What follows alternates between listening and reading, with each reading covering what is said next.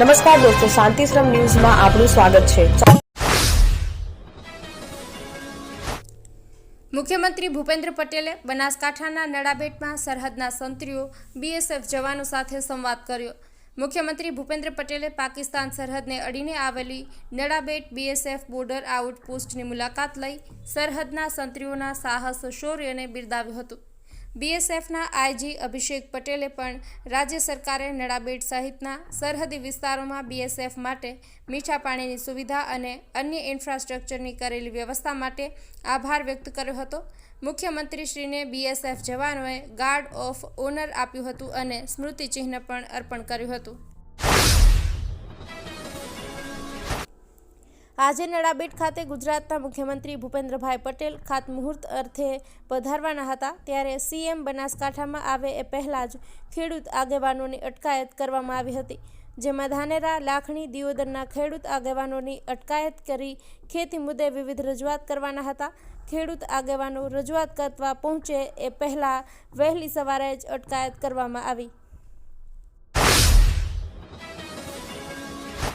સુઈગામના નડાબેટ મુકામે મુખ્યમંત્રી ભૂપેન્દ્રભાઈ પટેલની હાજરીમાં લોકાર્પણ તેમજ ખાતમુહૂર્ત કાર્યક્રમ યોજાયો। નડાબેટના ઓડિટોરિયમ હોલ ખાતે કાર્યક્રમમાં મુખ્યમંત્રી ભૂપેન્દ્રભાઈ પટેલ, અધ્યક્ષ શંકરભાઈ ચૌધરી, મંત્રી બળવંતસિંહ રાજપૂત સહિતના બનાસકાંઠા જિલ્લાના ધારાસભ્ય સહિત જિલ્લા વહીવટી અધિકારીઓની ઉપસ્થિતિમાં કાર્યક્રમ યોજાયો। બનાસકાંઠા જિલ્લાના 358.37 કરોડના વિકાસલક્ષી કામોના લોકાર્પણ તેમજ ખાતમુહૂર્ત કરવામાં આવ્યા।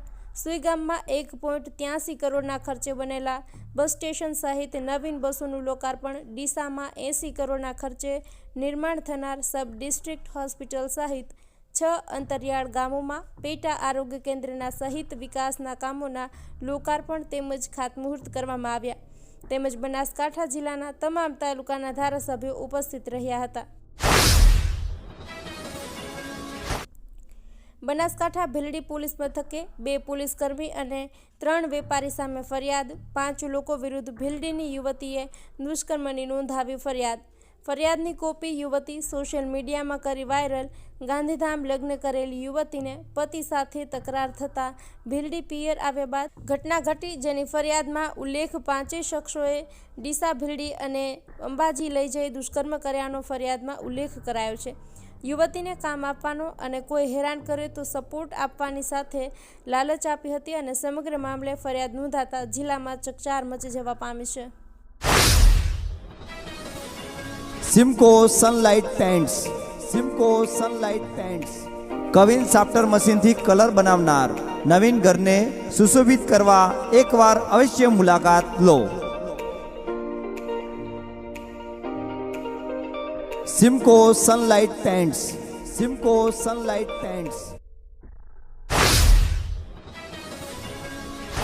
લાખણીમાં બીજા દિવસે પણ યુરિયા ખાતરના ધાંધિયા જોવા મળ્યા।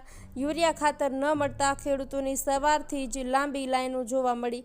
લાખણી ખરીદ વેચાણ સંઘમાં યુરિયા ખાતર ન મળતા ખેડૂતોને મુશ્કેલી, સવારથી જ સાંજ સુધી યુરિયા ખાતર માટે વલખા મારે છે ખેડૂતો। લાખણીમાં ખાતરની તંગીથી ખેડૂતો ત્રાહિમામ। અંબાજી દાતા માર્ગ પર ત્રિશુલિયા ઘાટી હનુમાનજી મંદિર પાસે ગઈ રાત્રે એક ગંભીર અકસ્માત સર્જાયો હતો। અંબાજીથી માર્બલ પાવડર ભરીને જતા ટ્રકના બ્રેક ફેલ થતાં વાહન પલટી ગયું હતું। અકસ્માતની જાણ થતાં આસપાસના લોકો તાત્કાલિક ઘટના સ્થળે દોડી આવ્યા હતા। લોકોએ ટ્રકમાંથી ડ્રાઈવરને બહાર કાઢ્યો હતો। ગંભીર ઇજાઓ પામેલા ડ્રાઈવરને પ્રથમ દાતા સરકારી હોસ્પિટલમાં દાખલ કરવામાં આવ્યો હતો, ત્યારબાદ વધુ સારવાર માટે પાલનપુર ખસેડવામાં આવ્યો હતો। પોલીસને જાણ કરવામાં આવતા તેઓ પણ ઘટના સ્થળે પહોંચી ગયા હતા અને આગળની તપાસ હાથ ધરી હતી। ઉલ્લેખનીય છે કે ત્રિશુલિયા ઘાટી વિસ્તારમાં અકસ્માતની ઘટનાઓ વારંવાર બનતી રહે છે। દાંતા તાલુકા વિસ્તારમાં ગઈકાલે કુંવારસી નજીક સાંજના સમયે એક એસટી બસ પણ ખીણમાં પલટી ખાઈ ગઈ હતી। અમીરગઢ તાલુકામાં આરોગ્ય વિભાગે તમાકુની બનાવટ વેચતા લારી ગલ્લા અને પાર્લર દુકાનોમાં સરપ્રાઇઝ ચેકિંગ હાથ ધર્યું હતું। આ કાર્યવાહી વિશ્વ તમાકુ નિષેધ દિવસના થીમ તમાકુ અને નિકોટિન ઉત્પાદનો પર ઉદ્યોગની યુક્તિઓનો ખુલાસો અંતર્ગત કરવામાં આવી હતી। મુખ્ય જિલ્લા આરોગ્ય અધિકારી અને જિલ્લા એપિડેમિક અધિકારીની સૂચના મુજબ આ કાર્યવાહી હાથ ધરાઈ હતી। તાલુકા આરોગ્ય અધિકારી ડૉક્ટર બ્રિજેશ વ્યાસ અને પ્રાથમિક આરોગ્ય કેન્દ્રના મેડિકલ ઓફિસર ડૉક્ટર રમીલાબેન ચૌધરીના માર્ગદર્શન હેઠળ આ ઝુંબેશ યોજાઈ હતી. થરાદ ધાનેરા હાઈવે પર ભારતમાલા પુલ નજીક એક ગંભીર અકસ્માત સર્જાયો છે. આ અકસ્માત ડીઆઈ ગાડી અને ટેમ્પો વચ્ચે થયો હતો. અકસ્માતમાં રોડની બાજુમાં ઊભેલા એક રાહદારીને ઈજાઓ પહોંચી છે. અકસ્માતની જાણ થતાં આસપાસના વિસ્તારમાંથી લોકો ઘટના સ્થળે દોડી આવ્યા હતા.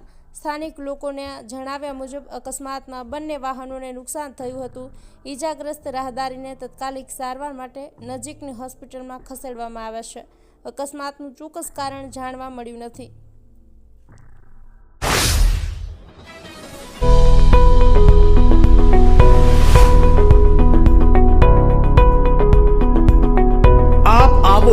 આજે દિયોદરમાં બનાસ ડેરી સંચાલિત ઉમંગ મોલમાં જ્યાં આપને મળશે બનાસ ઘી, બનાસની ચા, નવરસ તેલ સહિતની જીવન જરૂરિયાત તેમજ કરિયાણું તથા કોસ્મેટિક ચીજ વસ્તુઓ તેમજ પશુઆહાર સામગ્રી મળશે વ્યાજબી દરે. આજે સંપર્ક કરો ઉમંગ મોલ, ખીમાળા બાબર હાઈવે, તિરુપતિ સોસાયટીની સામે બ્રિજના છેડે. આજે સંપર્ક કરો 94 276 45 123. દાંતા તાલુકામાં સરકારી કચેરીઓ દ્વારા લોકોની અરજીઓનો નિકાલ ન થતાં સ્થાનિકોએ તાલુકા સ્વાગત કાર્યક્રમ બંધ કરવાની માંગ કરી છે. દાંતા મામલેદાર કચેરી ખાતે અરજદારોએ પોતાનો રોષ વ્યક્ત કર્યો હતો. અરજદાર પ્રદીપકુમાર રાવળે જણાવ્યું કે તેમના પિતાએ તાલુકા સ્વાગતમાં અરજી કરી હતી. નિકાલ ન થવાના કારણે ટેન્શનમાં તેમનું મૃત્યુ થયું. બીજા અરજદાર રમીલાબેન ઓડે જણાવ્યું કે 2 વર્ષથી સ્વાગત કાર્યક્રમમાં ધક્કા ખાય છે. વધુ વરસાદમાં તેમનું ઘર પડી જવાની દહેશત છે. રાજ્યના અંત્યોદય અને બીપીએલ પરિવારો જન્માષ્ટમીના તહેવારો વધુ સારી રીતે ઉજવી શકે એવા ઉમદા હેતુથી આ પરિવારોને રાહત દરે વધારાની ખાંડ અને ખાદ્ય તેલ વિતરણ કરવાનો રાજ્ય સરકારે નિર્ણય કર્યો છે. આ માટે આગામી ઓગસ્ટ માસના પ્રારંભથી જ રાજ્યમાં 75 લાખથી વધુ રેશન કાર્ડ ધારકોના 3.18 કરોડથી વધુ સભ્યોને સસ્તા દરે અનાજ વિતરણ કરવામાં આવશે. કુંવરજી બાવળિયાએ કહ્યું હતું કે જાહેર વિતરણ વ્યવસ્થા હેઠળ રાજ્ય સરકારની યોજનાઓ અંતર્ગત NFSA હેઠળ સમાવિષ્ટ 75 લાખથી વધુ રેશન કાર્ડ ધારકોના કુટુંબના 3.18 કરોડ સભ્યોને દર માસે ખાંડ, મીઠું, ચણા, તુવેર દાળ તેમજ વર્ષમાં આવતા 2 તહેવારો જન્માષ્ટમી અને દિવાળીને વધુ સારી રીતે ઉજવી શકે તેવા હેતુથી કુટુંબ દીઠ 1 લીટર ડબલ ફિલ્ટર્ડ સિંગ તેલ તેમજ તહેવાર નિમિત્તે વધારાની 1 કિલોગ્રામ ખાંડનું રાહત દરે વિતરણ કરવામાં આવશે. સરહદ પર વિકાસના સંકલ્પના સૂર્યોદય સાથે મુખ્યમંત્રી ભૂપેન્દ્ર પટેલે સીમાવર્તી સુઈગામ નડાબેટ ખાતેથી ₹358.37 કરોડના વિવિધ વિકાસ કાર્યોનું ખાતમુહૂર્ત તથા લોકાર્પણ કરીને બનાસકાંઠા જિલ્લાને વિકાસની ભેટ આપી હતી. જે અન્વયે આજરોજ દિયોદર ખાતે 50 બેડની રેફરલ હોસ્પિટલનું મુખ્યમંત્રી ભૂપેન્દ્રભાઈ પટેલે કર્યું હતું. આ સમયે દિયોદર સામૂહિક આરોગ્ય કેન્દ્ર ખાતે દિયોદર તાલુકાના ભાજપના આગેવાનો, કાર્યકરો, દિયોદર રેફરલ હોસ્પિટલના સુપ્રિન્ટેન્ડન્ટ RM સ્વામી સહિતના અધિકારીઓ ઉપસ્થિત રહ્યા. બાદમાં સૌએ માતાજીની આરતી કરી હતી. બનાસકાંઠા જિલ્લાના સુઈગામ ખાતે આજરોજ વિકાસલક્ષી કાર્યોનું લોકાર્પણ કરવામાં આવ્યું હતું. જેમાં પધારેલા રાજ્યના મુખ્યમંત્રી ભૂપેન્દ્રભાઈ પટેલે નવનિર્મિત બસ સ્ટેશનનું લોકાર્પણ કર્યું. આ પ્રસંગે STના અધિકારીઓ, ધારાસભ્યો આદિ ઉપસ્થિત રહ્યા હતા. બનાસકાંઠા જિલ્લાના દિયોદર તાલુકાના ઓગણનાથ થડી ખાતે શ્રાવણી અમાવસ્યા નિમિત્તે ભવ્ય મેળો યોજાયો. ઓગણનાથની કૃપા આપણા બધાને સંકટના સમયમાં સાથ આપે છે. આપણા ઉત્તર ગુજરાતના પટ્ટામાં જ્યારે દુષ્કાળના દિવસો આવ્યા હોય, મુસીબતના દિવસો આવ્યા હોય, આપણને ઓગણનાથજી બાપાના આશીર્વાદ હંમેશા સાથે રહ્યા છે. ઓગણનાથજી મહારાજનો ઇતિહાસ. ઓગણનાથજી મહારાજ મૂળ નેપાળના મહારાજાના રાજકુમાર હતા, પણ રાજમહેલમાં મન ન લાગતા 12 વર્ષની ઉંમરે ચાલી નીકળ્યા, બધું છોડીને પરમ સત્યની ખોજમાં. શરૂઆતમાં તેમનું નામ બ્રહ્મગીરીની અતૂટ તપશ્ચર્યા અને હાલના બલુચિસ્તાનમાં રહેલા મા હિંગળાજની સાત્વિક ભક્તિ શ્રદ્ધા જોતા મા હિંગળાજે તેમને ગિરનારમાં સ્થિત ગોરખનાથ મહારાજ પાસે જવાનું કહ્યું. આથી ગોરખનાથને ગુરુ બનાવી નાથ સંપ્રદાયને સ્વીકારી બ્રહ્મગીરીજીનું નામ ધારણ થયું ઓગળનાથ. ગિરનારથી નામ ધારણ કરીને ઓગળનાથજીએ સીધું બનાસકાંઠા જિલ્લાના દિયોદર નજીક તેરવાડા ગામ નજીકથી ખુલ્લી રેતાળ ટેકરીઓની ખુલ્લા રણ જેવા વિસ્તારને પોતાનું સ્થાનક બનાવ્યું. સખત તપ અને પુણ્યના પ્રતાપે આ ભૂમિને ઓગળનાથજીએ પવિત્ર ધામમાં બદલી નાખ્યું. અનેક શિષ્યો તેમના પછી થયા અને બધાએ આ સ્થાનની પવિત્રતા જાળવવામાં અને લોકશ્રદ્ધા મેળવવામાં પોતાના ઓજસ્વીપણાનો લાભ આપ્યો.